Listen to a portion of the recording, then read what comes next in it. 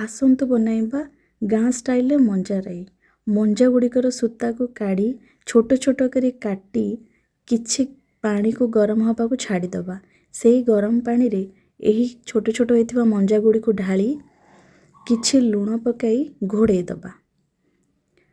ଘୋଡ଼େଇବା ଭିତରେ ମସଲା ପ୍ରସ୍ତୁତ କରିବା। ପିଆଜ, କିଛି ରସୁଣ ଏବଂ ଜିରାକୁ ବାଟିଦେବା।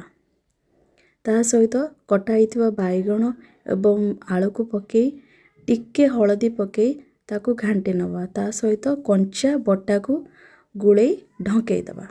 ଫୁଟି ଆସିବା ପରେ ମସୁର ଡାଲିକୁ ଧୋଇ ପକାଇ ପୁଣି ଥରେ ଘୋଡ଼େଇ ନେବା। ସବୁ ପରିବା ଗୁଡ଼ିକୁ ଡଙ୍କି ସାହାଯ୍ୟରେ ଅଧା ଚାପି ଦେଇ ଗୋଟେ ପାତ୍ରକୁ କାଢ଼ିଦେବା। ତେଲ ଗରମ ହେବା ଭିତରେ କିଛି ସୋରିଷ, ଜିରା, 2ଟି ଶୁଖିଲା ଲଙ୍କା ପକାଇ ଫୁଟେଇ ଦେବା। ତାପରେ ରସୁଣ ଛେଚି ତେଲରେ ଛାଡ଼ିଦେବା। ଗୋଟେ ଛୋଟ ଟମାଟୋ ପକାଇ ତା ସହିତ ଲଙ୍କାଗୁଣ୍ଡ ଦେଇ ବଘାରି ନେବା। ତା ଉପରେ ଘରେ ବନେଇଥିବା ଡାଲଚିନି ଗୁଣ୍ଡକୁ ପକାଇ ପୁଣି ଥରେ ଘାଣ୍ଟି ନେବା। ତାପରେ ବନିଗଲା ଗାଁ ଷ୍ଟାଇଲରେ ମଞ୍ଜା ରାଇ।